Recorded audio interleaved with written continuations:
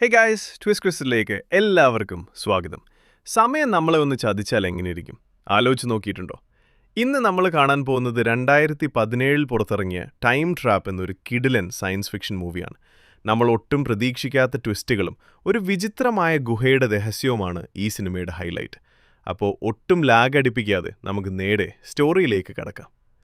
Ben ഫോസ്റ്ററും mark ഡെനിസും ചേർന്ന് നിർമ്മിച്ച ഈ സിനിമ തുടങ്ങുന്നത് പ്രൊഫസർ ഹോപ്പറിലൂടെയാണ്. ഒരു ആർക്കിയോളജി പ്രൊഫസറായ ഹോപ്പറും അദ്ദേഹത്തിൻ്റെ സ്റ്റുഡൻറ്റ് ടൈലറും സംഘവും കാടിന് നടുവിലുള്ള ഒരു ഗുഹയിൽ ചെന്ന് പെടുന്നതാണ് ഇതിൻ്റെ പ്ലോട്ട്. പ്രൊഫസർ ഹോപ്പർ തൻ്റെ ഗവേഷണത്തിൻ്റെ ഭാഗമായി വാനിലിരുന്ന് ഒരു ബാഗ് പരിശോധിക്കുകയാണ്. അതിനുള്ളിൽ നിന്ന് അദ്ദേഹത്തിന് ഒരു ഡയറി കിട്ടുന്നു. അതിൻ്റെ ആദ്യ പേജിൽ തന്നെ ഒരു ഫാമിലി ഫോട്ടോ ഉണ്ട്. ഹോപ്പർ ആ ഫോട്ടോ ബോസിനെ കാണിച്ച ശേഷം ഡയറിയിലെ ബാക്കി പേജുകൾ മറിച്ചു നോക്കി. അതിൽ കുറേ പഴയ ഫോട്ടോകളും റൂട്ട് മാപ്പുകളും ഒക്കെ ഉണ്ടായിരുന്നു. അതെല്ലാം കണ്ട ശേഷം ഹോപ്പർ വാനിൻ്റെ വാതിലടച്ച് ബോസിൻ്റെ അടുത്തേക്ക് പോകുന്നു. അപ്പോഴാണ് ഹോപ്പർ ഒരു ഗുഹ കാണുന്നത്. ഹോപ്പർ അതിൻ്റെ പുറത്തിരുന്ന് ഉള്ളിലേക്കൊന്ന് സൂക്ഷിച്ചു നോക്കി. ശേഷം എഴുന്നേച്ച് കുറച്ചു ദൂരം കൂടി നടന്നപ്പോൾ മറ്റൊരു ഗുഹ കൂടി ഹോപ്പറിൻ്റെ ശ്രദ്ധയിൽപ്പെട്ടു. ഹോപ്പർ വേഗം അങ്ങോട്ടേക്ക് നടന്നു. അത്യാവശ്യം വലിപ്പമുള്ളൊരു ഗുഹയായിരുന്നത്. ഹോപ്പർ ഉള്ളിലേക്ക് നോക്കിയപ്പോൾ അവിടെ ഒരാൾ നിൽക്കുന്നത് കണ്ടു.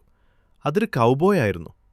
ഹോപ്പർ അയാളെ വിളിച്ചു നോക്കിയെങ്കിലും അയാൾ അനങ്ങുന്ന പോലുമില്ല. ഒരു പ്രതിമയെപ്പോലെ നിൽക്കുകയാണ്.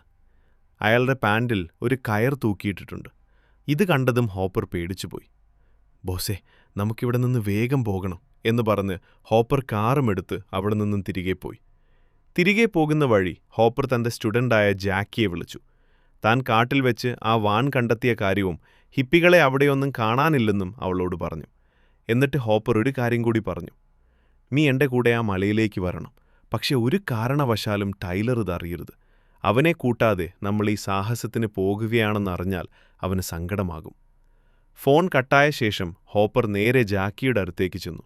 അവിടെ ജാക്കിയും ടൈലറും സംസാരിച്ച് നിൽക്കുകയാണ്. ഹോപ്പർ അങ്ങോട്ടേക്ക് ചെന്നതും ജാക്കി നടന്ന കാര്യങ്ങളെല്ലാം ടൈലറോട് പറഞ്ഞു കഴിഞ്ഞിരുന്നു. ഇത് കണ്ടതും ജാക്കി പറഞ്ഞു, എൻ്റെ കാർ ബ്രേക്ക് ഡൗൺ ആയിരിക്കുകയാണ്. അതുകൊണ്ട് നമുക്ക് ടൈലറുടെ കാറിൽ പോകാം.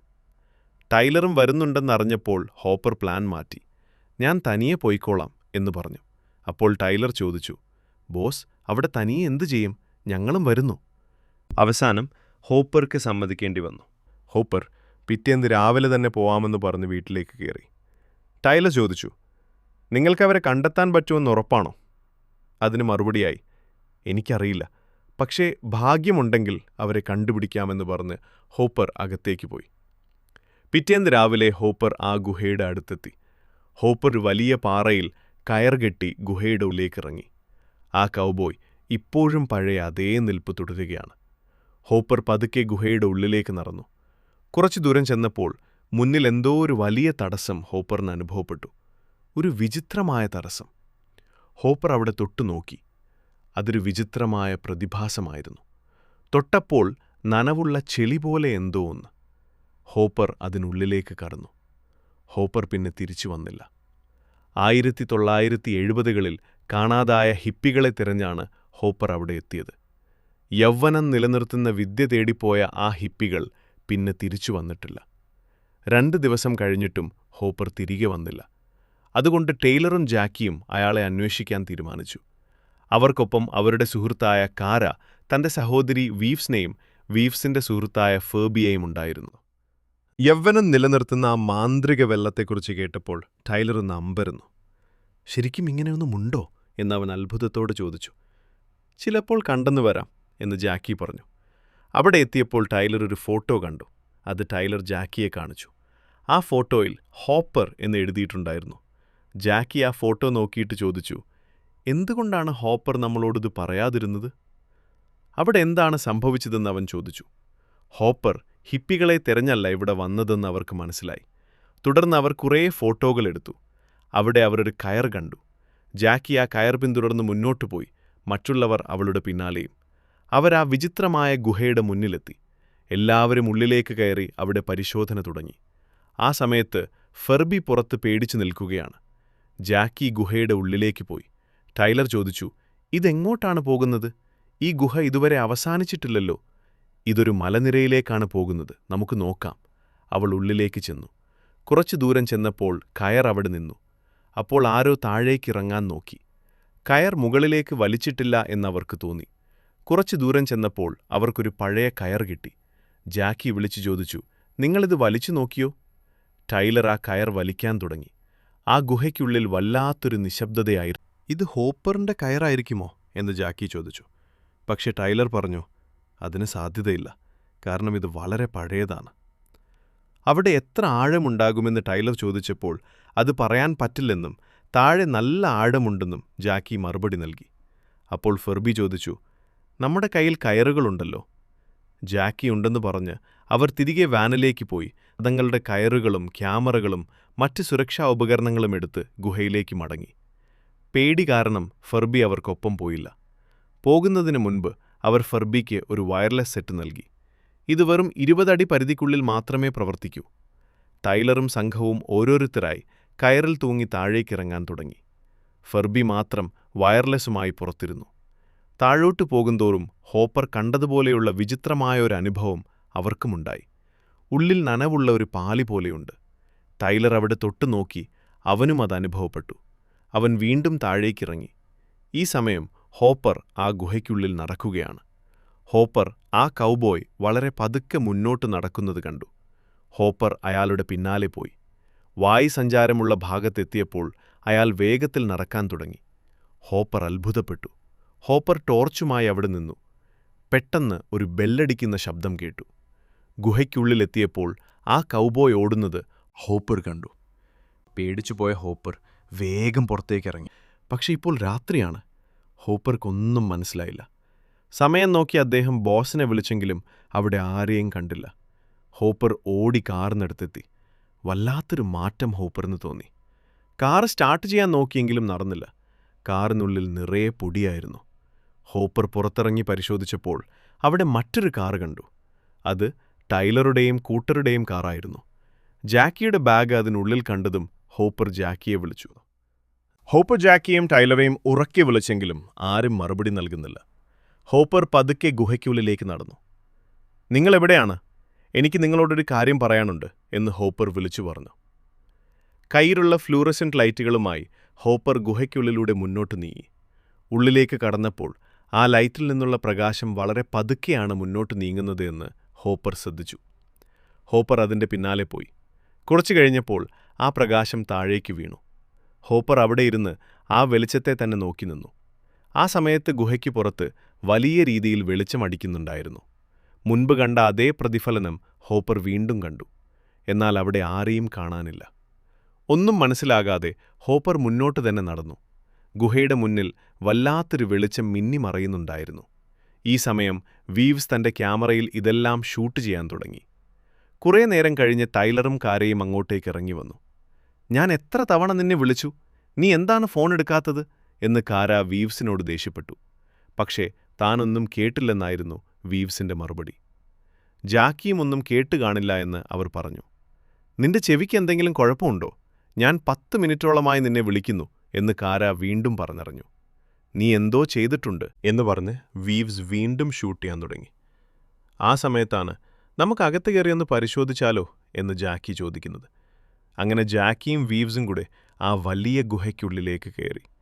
അവർ ടോർച്ച് അടിച്ചു പരിശോധിക്കുന്നതിനിടയിൽ പെട്ടെന്നൊരു ശബ്ദം കേട്ടു. അവരോടി ടൈലറുടെയും കാരയുടെയും അടുത്തെത്തി. "എന്തായിരുന്നു ആ ശബ്ദം?" എന്ന് കാര ചോദിച്ചപ്പോൾ തനിക്കറിയില്ലെന്നും ഇവിടുന്ന് എത്രയും വേഗം രക്ഷപ്പെടണമെന്നും ജാക്കി പറഞ്ഞു. വിചിത്രമായ എന്തോ ശബ്ദം കേട്ടപ്പോഴേക്കും തിരിച്ചു പോകണോ എന്ന് ടൈലർ ചോദിച്ചു. "ഇവിടെ എന്തോ കുഴപ്പമുണ്ട്" എന്ന് ജാക്കി ഉറപ്പിച്ചു പറഞ്ഞു. പക്ഷേ എന്തു തന്നെയായാലും പ്രൊഫസറെ കണ്ടുപിടിക്കാതെ താൻ വരില്ലെന്നായിരുന്നു ടൈലറുടെ തീരുമാനം. പെട്ടെന്ന് വിചിത്രമായ പേടിപ്പെടുത്തുന്നൊരു ശബ്ദം. എല്ലാവരും വളരെ ഭയം തോന്നിയ നിമിഷം അതൊരു വെറും ശബ്ദമല്ല, വളരെ വിചിത്രമായ ഒന്നാണെന്ന് അവർക്ക് തോന്നി. അവസാനം എല്ലാവരും കൂടി മുകളിലേക്ക് കയറാൻ തന്നെ തീരുമാനിച്ചു. കാര വീവ്സിൻ്റെ കൈക്ക് പിടിച്ചു നടന്നു. ടൈലർ അവരെ തടയാൻ ശ്രമിച്ചെങ്കിലും കാര കേട്ടില്ല.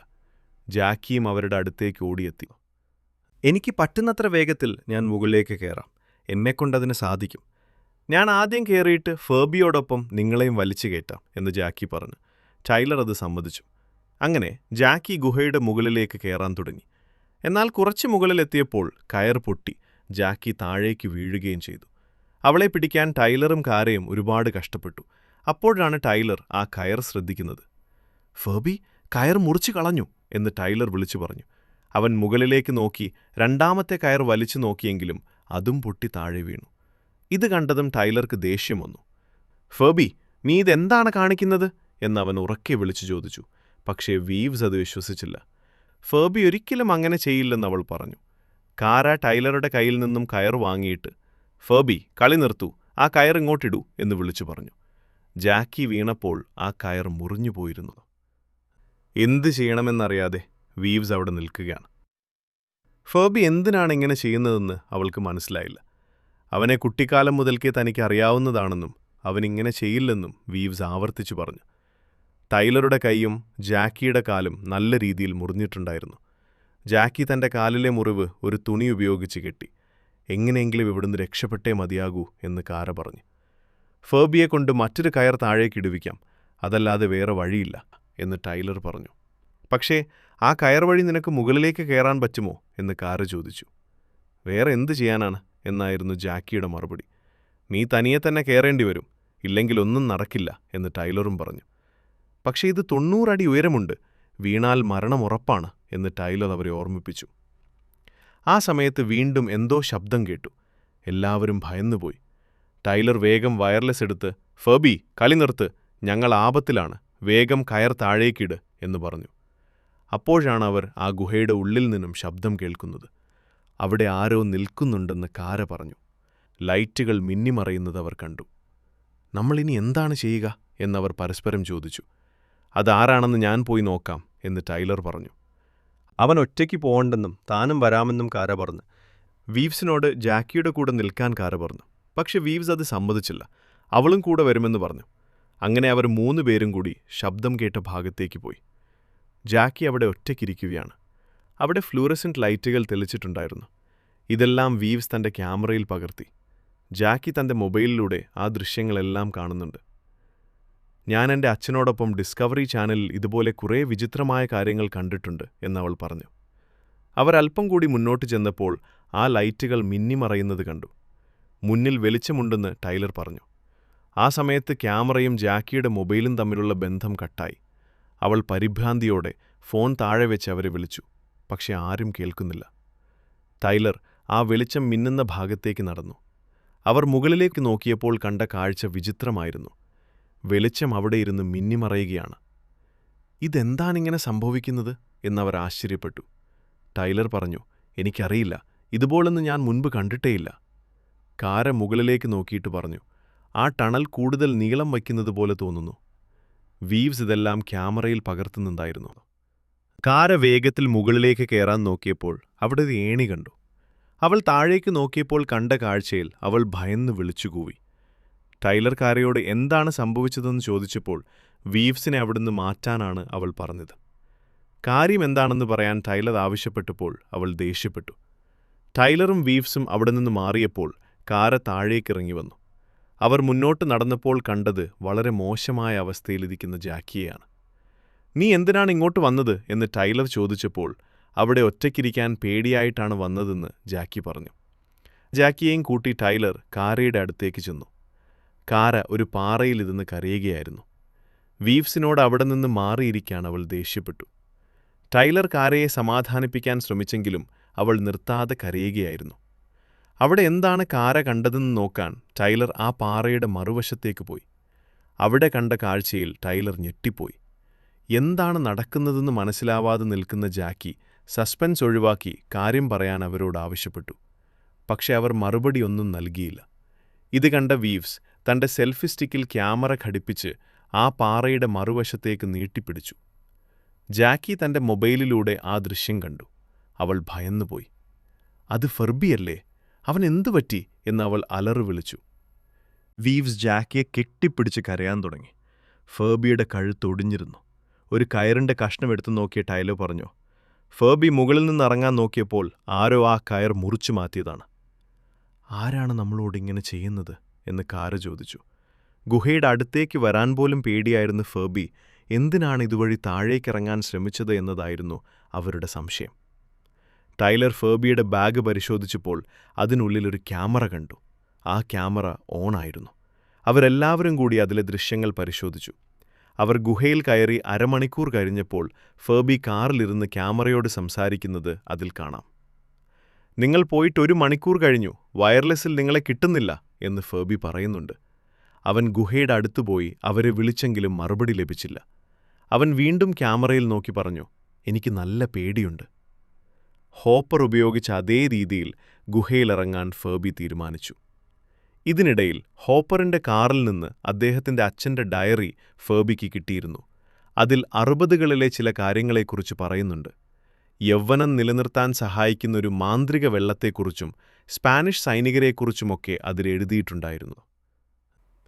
ഇതെല്ലാം ഫെർബി പറഞ്ഞുകൊണ്ടിരിക്കുമ്പോൾ പെട്ടെന്ന് അന്തരീക്ഷം ഇരുളാൻ തുടങ്ങി. ഇത് സൂര്യൻ അസ്തമിച്ചതാണോ? ഇത്ര പെട്ടെന്ന് ഇരുട്ടാവാൻ വഴിയില്ലല്ലോ എന്ന് ടൈലർ അത്ഭുതപ്പെടുന്നു. സമയം നോക്കിയപ്പോൾ വെറും 1 മണി.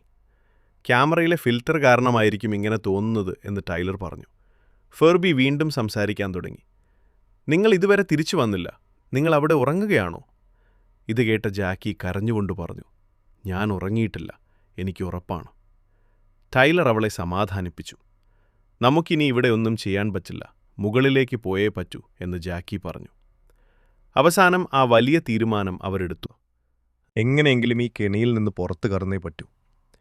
എല്ലാവരും കൂടി ആലോചിച്ച ശേഷം കാര മുകളിലേക്ക് കയറാൻ തീരുമാനിച്ചു. കയറാൻ തുടങ്ങുന്നതിന് തൊട്ടു മുൻപ് ടൈലർ അവൾക്കൊരു സാറ്റലൈറ്റ് ഫോൺ നൽകി. കാര പതുക്കെ മുകളിലേക്ക് വലിഞ്ഞു കയറാൻ തുടങ്ങി. അവൾ മുകളിലേക്ക് അടുക്കുംതോറും അവിടെ വെളിച്ചം അതിവേഗം മിന്നിമറയുന്നത് താഴെ നിൽക്കുന്നവർക്ക് കാണാമായിരുന്നു. ഓരോ സെക്കൻഡിലും മാറി മറിയുന്നത് പോലെ. കഠിനമായി പരിശ്രമിച്ച് കാര ഒടുവിൽ ആ ഗുഹയുടെ മുകളിൽ തലയുയർത്തി നോക്കി. പക്ഷെ അവിടെ അവൾ കണ്ട കാഴ്ച, അത് അവൾ സ്വപ്നത്തിൽ പോലും വിചാരിക്കാത്ത ഒന്നായിരുന്നു. ഗുഹയ്ക്ക് പുറത്തെ ലോകം പൂർണ്ണമായും മാറിയിരിക്കുന്നു. വായുവിൽ പോലും വല്ലാത്തൊരു മാറ്റം. അവൾ ആ കാഴ്ച കണ്ട് മരവിച്ചു നിന്നുപോയി. പുറം ലോകത്തിപ്പോൾ ഏത് കാലഘട്ടമായിരിക്കും? അവർക്കിനി എന്നെങ്കിലും തിരിച്ചു പോകാൻ കഴിയുമോ? കാര കണ്ട ആ ഞെട്ടിക്കുന്ന കാഴ്ച എന്താണെന്ന് നമുക്ക് അടുത്ത പാട്ടിൽ വിശദമായി കാണാം.